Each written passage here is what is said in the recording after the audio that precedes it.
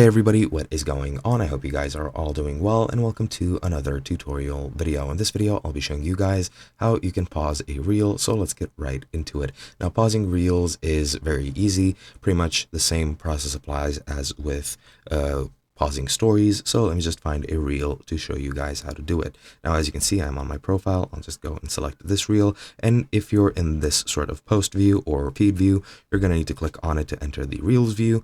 And as you can see, this video is playing. Let me just rewind it a bit, and as you can see, while it's playing, if you just tap and hold the screen, the UI will be gone and it will pause the reel. As you can see, currently it's not going, and once I release it, it will then immediately resume playing.